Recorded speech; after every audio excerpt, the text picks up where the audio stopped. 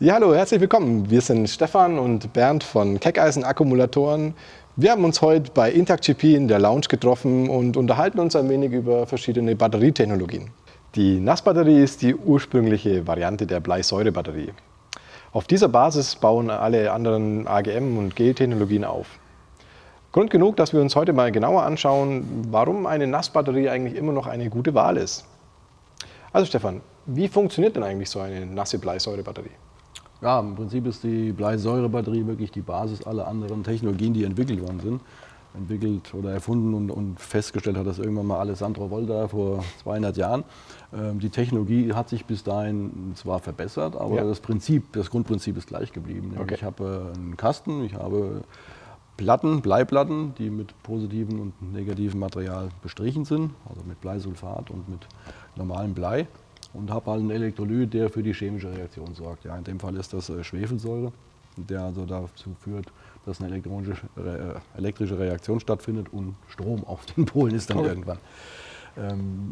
Grundsätzlich ist es so, dass diese Batterien nicht wartungsfrei sind. Ja, deswegen hat man ja weiterentwickelt, damit man mit AGM und Gel halt einfach was Wartungsfreies hat. Das heißt, diese herkömmlichen Bleisäurebatterien sind nach wie vor eigentlich zu warten. Man hat im Zuge der Weiterentwicklung und auch auf Betreiben der Automobilindustrie ist man dazu übergegangen, vollständig geschlossene Kästen zu nehmen, damit die Automobilindustrie nicht wie früher füllen musste, ja, sondern die wollten die Batterien fix und fertig ans Band geliefert haben. Und deswegen hat man sich dann mal irgendwann entschieden, die Batteriekästen zu schließen, also keine Stopfen mehr reinzumachen, die man öffnen kann.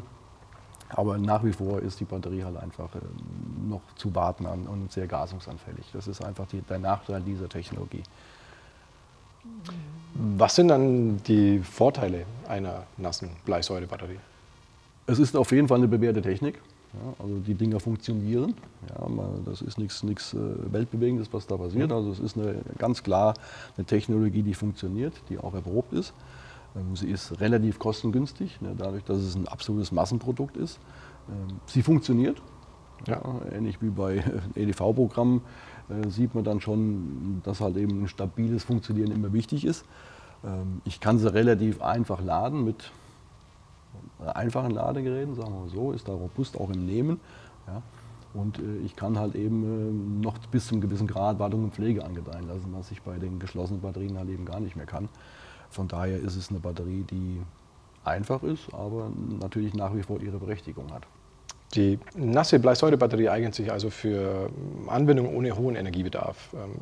Gibt es Anwendungen, wo du sagen würdest, da eignet sich so eine nasse Batterie nicht so gut? Also wir reden ja im Moment über die klassische Starterbatterie, Ja, genau. sage ich jetzt mal. Es gibt natürlich auch andere Anwendungsbereiche, wo die Nassbatterie etwas anders aufgebaut ist. Aber im Starterbatteriebereich eignet sie sich eigentlich nicht für zyklische Anwendungen und auch ganz, ganz schwer für Start-Stopp-Anwendungen. Ja, da ist die Batterie nicht geeignet dafür ist sie nicht ausgelegt. Und da sollte man eben vorsichtig sein, was man da nimmt und wie man sie benutzt. Also eignen sich nasse Bleisäurebatterien für Startanwendungen und auch bedingt natürlich für zyklische Anwendungen wie Antrieb und Versorgung. Gibt es bei diesen verschiedenen Anwendungen Unterschiede im Aufbau der Batterien?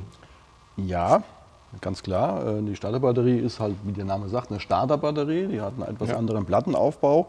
Ist ein Massenprodukt. Ja. In der Regel wird das mit Kupferstreckmetallgittern gemacht und mit dünnen Platten, die also, ich sag mal, relativ schnell den Strom zur Verfügung stellen. Das heißt mit kurzer Stromführung zur Zentrumsfahne, um dann halt eben den Kaltstart richtig hinzukriegen. Man hat Kleintraktionsbatterien, ich sag mal in dem Bereich für kleine Flurförderfahrzeuge, für Elektrorollstühle, für diese Anwendungen, ja, wo man halt eben mit einer anderen Gitterplatte arbeitet, mit gegossenen Gittern, mit etwas dickeren Gittern, ja, damit man da halt eben höhere Ströme transportieren kann und eine höhere Zyklenfestigkeit mit erreichen kann. Ja, die ist auch robuster, die Batterie, das heißt, die kann ich auch in anderen Anwendungsbereichen noch mit benutzen. Ja. Ist allerdings dann auch nicht mehr so gut zum Starten geeignet. Man kann starten, muss man aber nicht. Ein klassisches Anwendungsbeispiel ist zum Beispiel ein Fahrzeug mit Hebebühne, ja, wo häufig Kleintraktionsbatterien verbaut werden. Der muss natürlich auch sein Fahrzeug starten, aber eigentlich braucht er die Batterie viel mehr, um die Hebebühne zu betätigen. Ja, da ist eine normale klassische Starterbatterie sehr schnell überfordert. Die Kleintraktionsbatterie kriegt das sehr gut hin. Es gäbe dazu als klassisches Panzerplattenprodukt, das hört sich blöd an, Panzerplatte ist, so nennt man sie aber. Das ist eine Rundzellenbatterie in Bleitechnologie, ja, Bleisäuretechnologie, die also ausschließlich im Staplerbereich genommen wird. Also da, wo wirklich permanent Energie gebraucht wird, brauche ich eine sehr robuste Platte mit einer relativ großen aktiven Masse in der Platte. Das heißt, ich habe da Röhrchenzellen, da ist dieses aktive Material drin, dadurch habe ich eine sehr große Oberfläche und kann halt eben sehr lange dieser Batterie Strom entnehmen, ja, und kann sie auch sehr tief entladen, ohne dass sie Schaden nimmt. Muss dann halt eben auch entsprechend wieder nachladen und so. Klassiker, wie gesagt, ist der Stapler, wo diese Batterien Anwendung finden. Ja.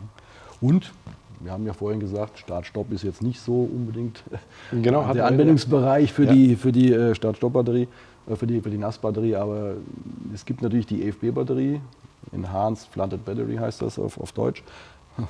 Englisch. Und die hat man extra entwickelt, um eine günstigere Variante für die Start-Stopp-Anwendung zu haben. Ja, also die Oberklassenfahrzeuge haben eigentlich alle AGM in der Start-Stopp-Ausführung, aber die etwas günstigeren Fahrzeuge haben EFB. Da hat man halt eben im Gitteraufbau etwas gemacht und auch im Batterieraum hat man da etwas verändert, um diese Fahrzeuge für den Betrieb, für diesen Mikrozyklenbetrieb halt einfach funktionsfähig zu machen. Okay. Also man sieht schon, dass die nasse Batterie zwar eine alte Technologie ist, aber in verschiedenen Ausführungen natürlich überall noch Anwendung findet.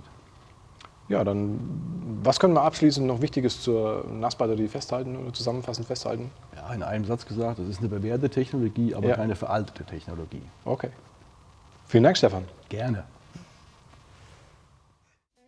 Danke fürs Zuschauen. Wenn dich interessiert, was AGM-Batterien besonders macht, wann Gel-Batterien die beste Wahl sind und was es bei Lithium-Batterien zu beachten gibt, schau dir die anderen Videos an zu den Technologien, die in Motorrad-, Starter-, Antriebs- und Versorgungsanwendungen zum Einsatz kommen.